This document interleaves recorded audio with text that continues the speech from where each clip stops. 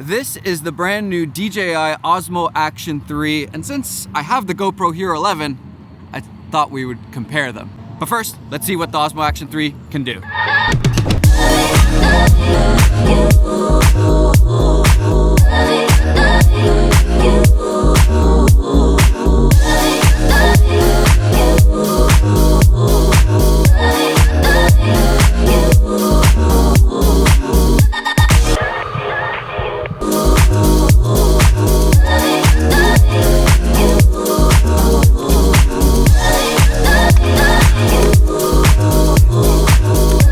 Oh man, I feel like the biggest noob right now. Everything is just watching it back like, oh man, I suck.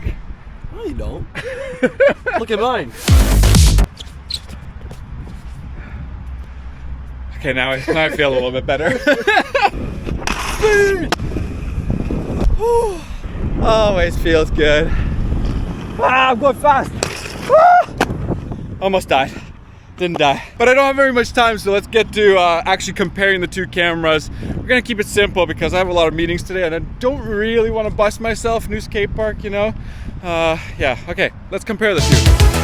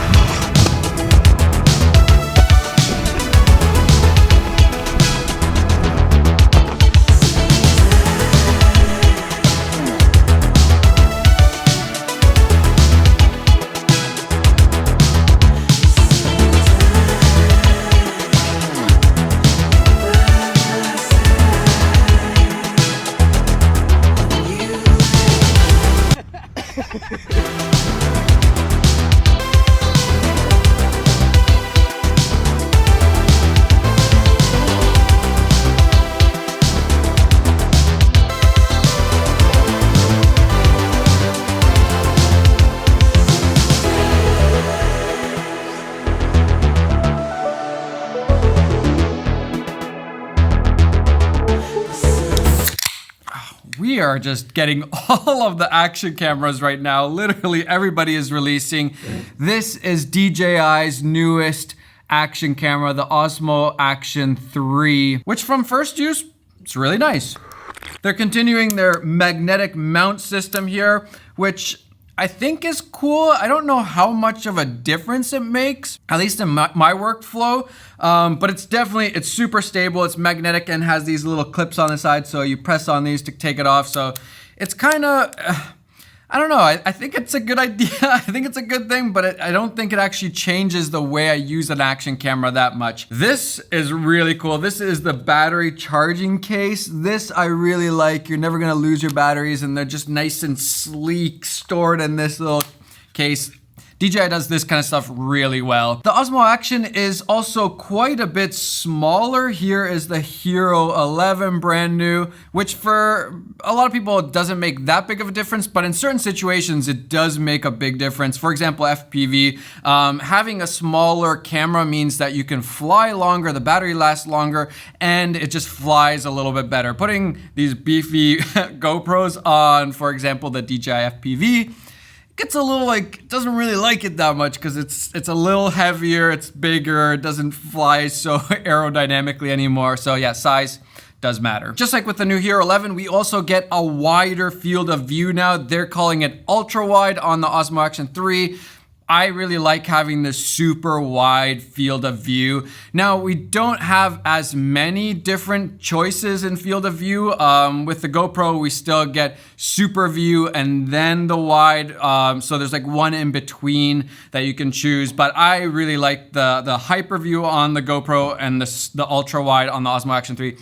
Very nice. I like them a lot. For action, it works perfectly. Not the most cinematic, but for action, it's really nice. Also, just so you know, for hyperview, the GoPro has to drop down to 4K if you want 60 frames per second, 4K on the OSMO Action 3 also, and neither can film in hyperview if you want to go 120 frames per second. But let's start comparing the two in the different areas that I look at. And the first is the color and image.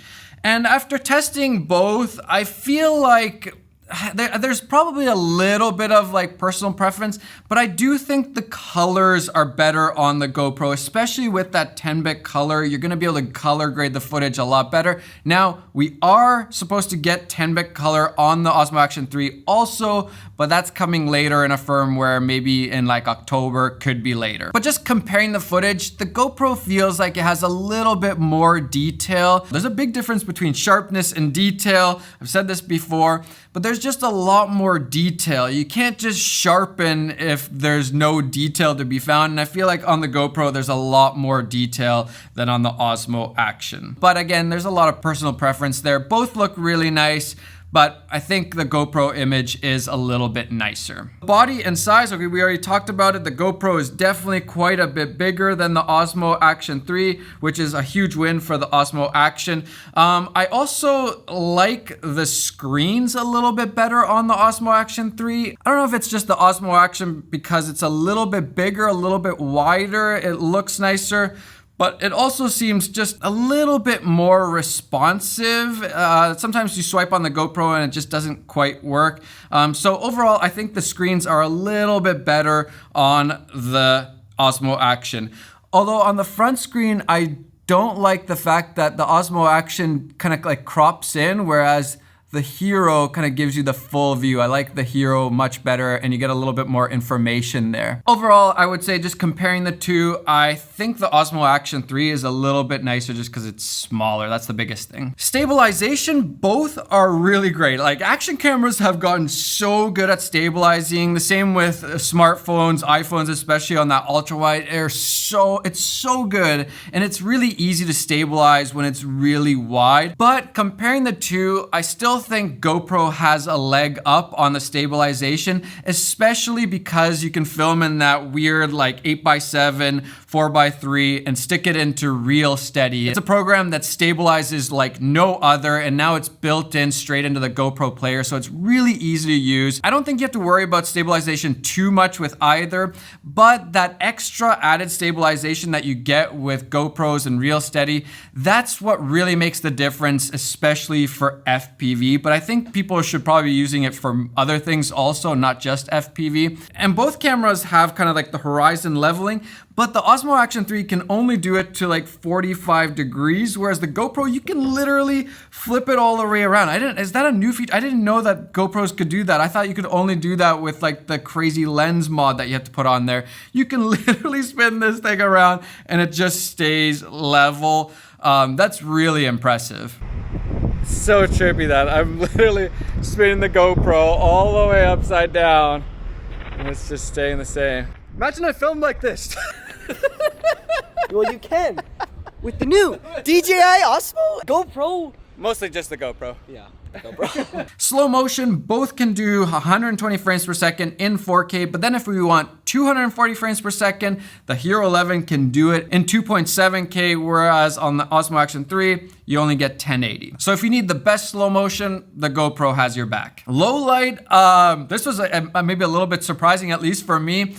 Definitely, hands down, GoPro wins that. Like, no, there's definitely no questioning that. The Osmo Action is actually pretty bad in low light, very grainy, not a good image. The GoPro does surprisingly well. But then when it comes to the price, the Osmo Action 3 is a lot more affordable, which is a big deal for a lot of people, especially when it comes to like an action camera. It's not your main camera usually. And so, you know, you might not want to spend all of the money on just that action camera that you use once in a while. The Osmo Action starts at $329, whereas the GoPro, even with the subscription, it's $500. So it's quite a big difference in terms of price. And that's gonna really make a difference when people are choosing which action camera to go with. And so that's the question. Which should you buy? Which should you go with? Which should you invest in? Because once you buy one, you kind of end up going in that direction, buying accessories for that and all that.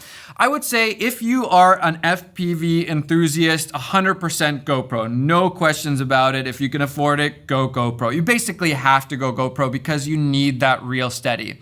Now, if you're just filming normal action stuff, At that point, I think it really depends on what your budget is. If you can afford the GoPro, then yeah, I think that's the best camera. But if money is tighter, then the Osmo Action 3 is gonna give you a ton of nice features for a lot less dollars. But overall, if we completely ignore price, I think it's hands down the Hero 11 is just a lot better right now in terms of pure action cameras. The GoPro is still the king of straight up action cameras. So that's my verdict. If you can afford it, I'd go with the GoPro. If you're looking to save some money, then probably Osmo Action 3. But like I say, with all cameras nowadays, you really can't go wrong with both. They're so good and so impressive. Cameras have just come so far that honestly, if you can't make this look good, it's kind of your fault, but this is obviously gonna be a little bit better. Great job GoPro for packing in all the features, and great job DJI for making an affordable action camera. That's my verdict. I hope that helps you in making your decision, and I will see you guys in the next video